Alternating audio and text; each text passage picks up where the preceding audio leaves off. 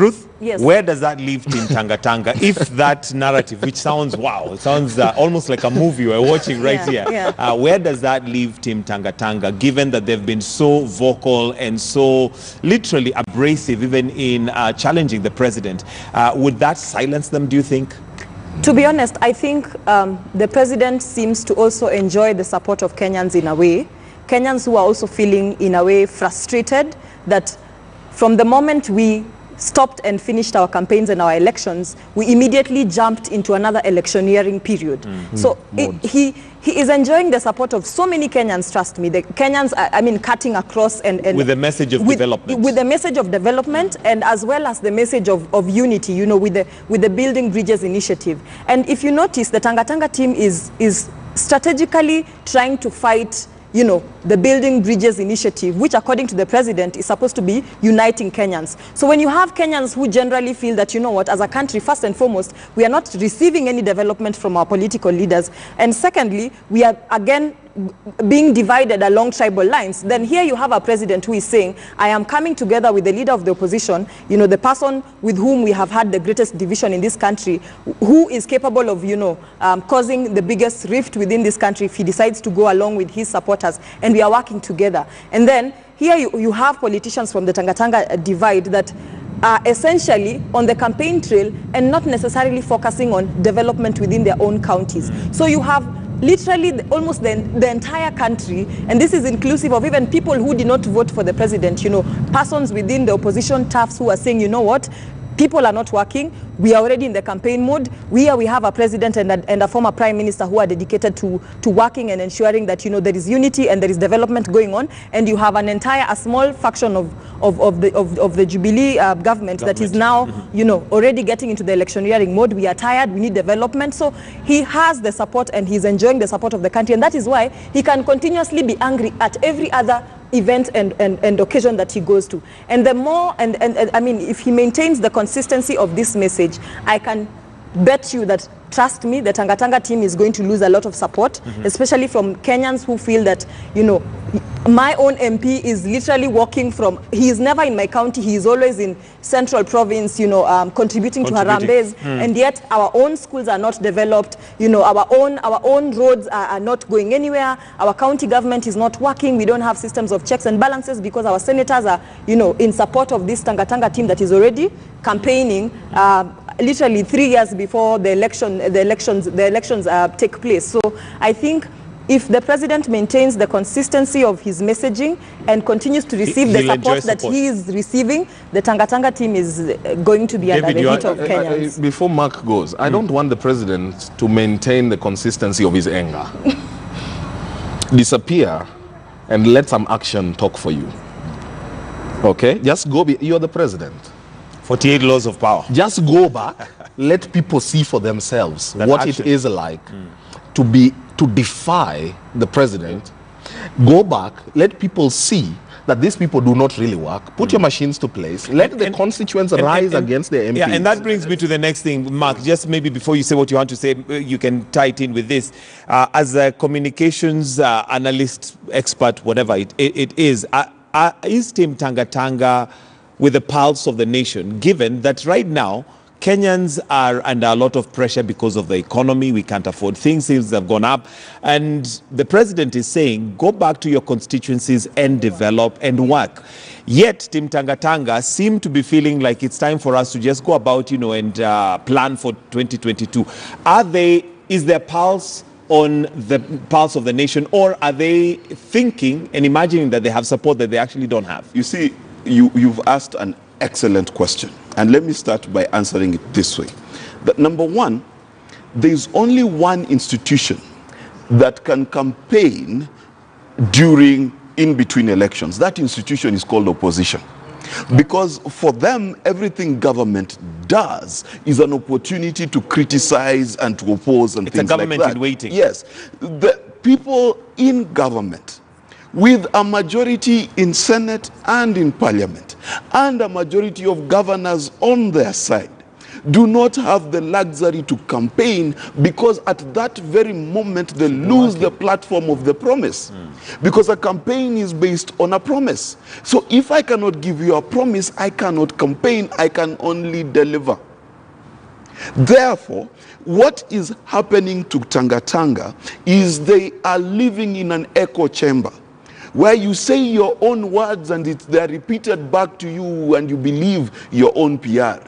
You drink your own Kool-Aid and you believe your own hype. Very dangerous strategy. Because if you were to read the pulse of this nation and notice how excited Kenyans get when governors are arrested, how excited Kenyans got when Uhuru, Ruto and Raila went to Nyanza the other day. If you notice how universally acceptable Uhuru Kenyatta is around the country, and he does not have a third term, that should tell you that between handshake and the fight against corruption, Uhuru has gained some ground.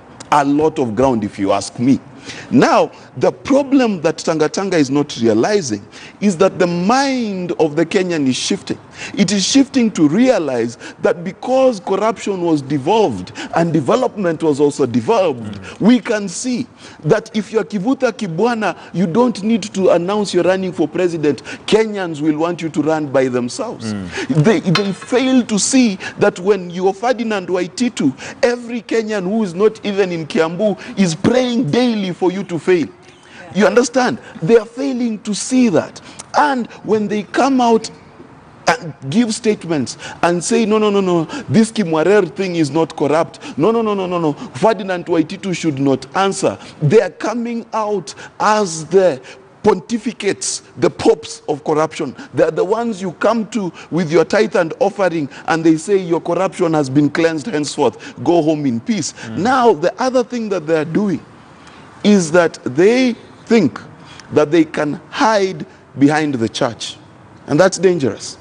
Because one of the institutions that is getting a lot of hate and a lot of flack of late is the church. If you read an article about the church, 99% of the time it's negative. So how long shall the church be a campaign platform for you when Kenyans are looking at people calling churches kiosks, calling people arrogant?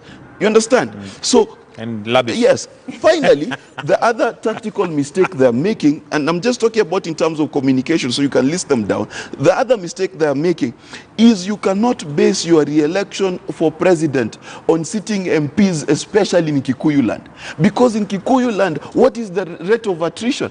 More than 80% of MPs who were there in 2013 did not come back. So in another 1 year, those same MPs that are supporting you will be fighting for their lives in Central. Absolutely. So you can see the number of errors, and that is because, and I believe one senator who said that I left TangaTanga because they don't listen. And based on this strategy I'm seeing, they don't. Okay, Ruth. I mean, for me, I just want to bring in a different angle, you know, that in as much as we are saying that the president is gaining a lot of support from Kenyans by continuously ranting and continuously telling his team that we need to work, we need to stop campaigning.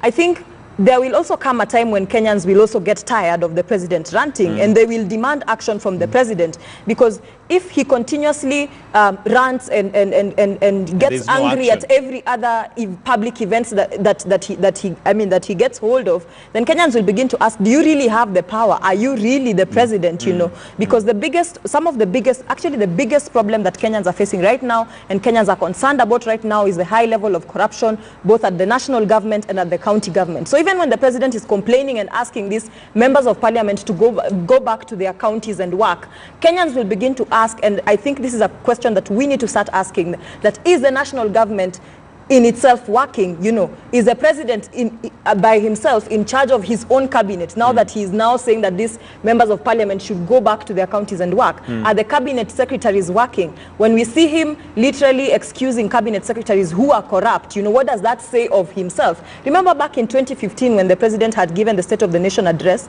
and he ended up firing a certain number of cabinet secretaries. You know, there was a cabinet secretary for labor, lands, and that's the time that even cabinet secretary, current Governor Waiguru actually stepped down, you know, Right. people saw the president coming up and literally exercising Taking his power action. and taking action and saying, yes, people have been complaining, yes, things are not working, and here I am making sure that things are working. So my question is, when will he stop ranting and actually taking action? Because the more he continuously rants, the more he even gives the TangaTanga team power, because they're like, you know what, at the end of the day, he will just stop, Atadu. and there is nothing that he will do. Atadu, you know. Atadu what? So he himself needs to act. And maybe Only that's his what David cabinet. Osiani is saying, that at some point he needs to step back and let's see the words that he has been speaking come Yes. into action. But there's also David, Team Kieleweke, who have also somehow been campaigning but have not had the full force of the president, you know, on them. And neither have we had him support them per se.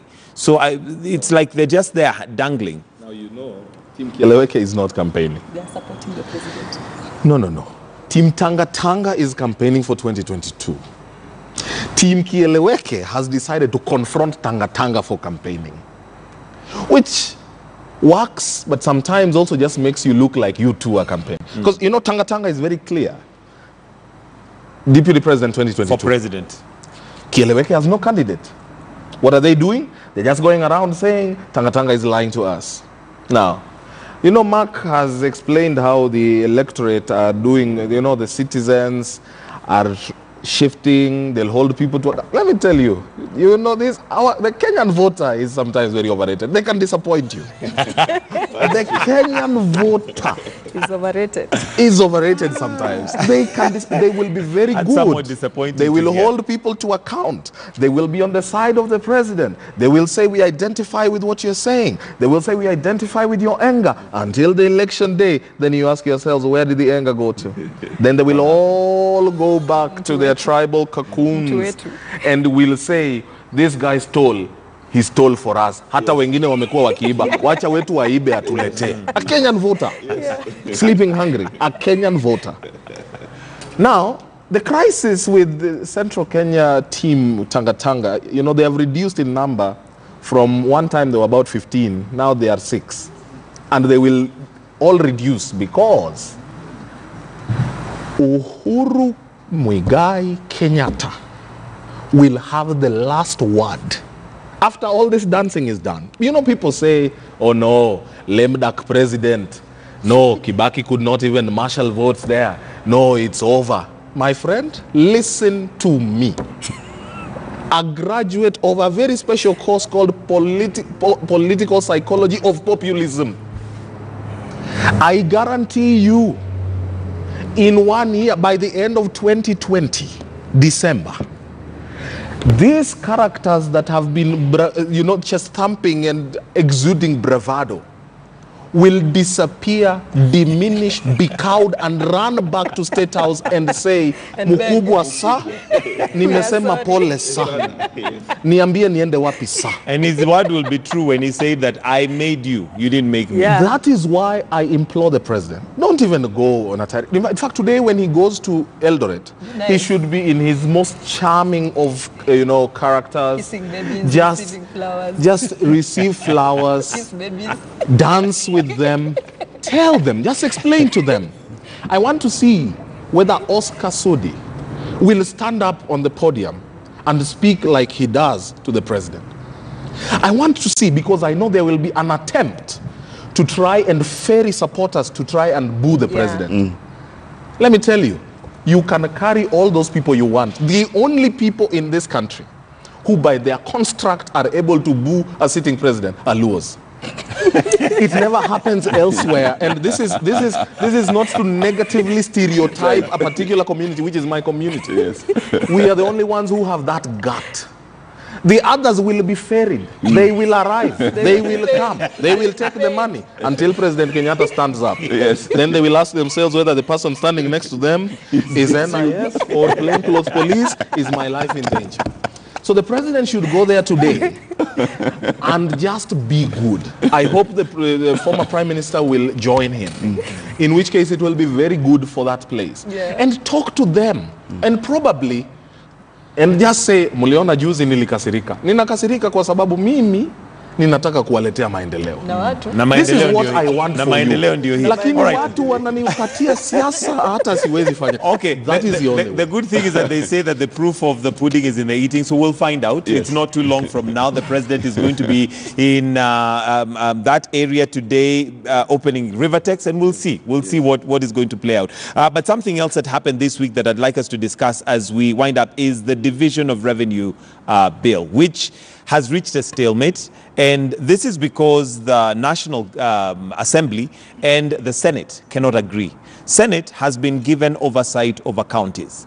And National Assembly looked at the budget that was presented and they said, no, this is too much money. They cut it down. There's too much corruption. But what it has done is that basically it's brought it to a stalemate whereby the exchequer cannot release money to the county governments because there is disagreement. There are those who've said that it's purely an ego war between the National Assembly and the Senate, and that may grind the county governments to a halt. But the question is, who is fighting for the county government? Is there sabotage on the county government from the National Assembly? I mean, what do you make of this, Mark? Well, first, obviously, this is not a mathematical problem. And I'll prove to you why it's not a mathematical problem. In other words, the money is there. No, yeah, because we're talking about 10 to 11 billion shillings. That's the argument, right? Now, 10 to 11 billion shillings, my dear brother, 3 billion shillings is being spent this financial year on a parliamentary building that is already almost complete. I wonder what they need 3 extra billion shillings to go Gym, I don't understand. Some things that help you, govern this country. It's stressful to govern these people. If you've ever... These unpredictable voters. If you've ever seen a building at that stage of completion need another extra 3 billion shillings, if you're a property developer, you would check out of that project because it will never give you a return on investment. So clearly, Parliament has 3 billion shillings to splurge on a building that is 90% complete. Okay? So it's not a money problem. Let's get that out of the way. Secondly, it is not a corrupt devolution problem. Because if it was a corrupt devolution problem, then they would give the governors who are performing more money. Because that's how you solve the problem. Okay? You will say, you are stealing, so I'll give you less. You are not stealing, I'll give you more. Is that the case? No. Right? Thirdly, it is not about Mwananchi. Okay? Because if it was about Mwananchi, then what I would expect would have been affected as well would be CDF. Because parliamentarians are then disbursing the same amounts of money to the counties, to the constituencies. Right? So the truth of the matter is this. This is an ego fight. It is not about Wanjiko. It is not about how well Wanjiko can do. But we must return it to focus. That we gifted ourselves in our constitution devolved units. And therefore, we also gifted ourselves the governors we chose. And therefore, the people of Kiambu, dear Senate and Parliament, deserve their money to be used with their governor the way they wanted, to be stopped only by the police or MCAs, if they so choose. Are you together? The same way the people of Makueni deserve Kivuta Kibwana. And therefore, this 11 billion, 10 billion is nothing to write home about. In as far as how much you've spent in corruption, how much you've spent listen, how much do they spend on foreign trips? Lots of money on benchmarking. So give the counties that 11 billion. Let the people of those counties hold their governors to account. Let the police hold them to account. It is not your job to curtail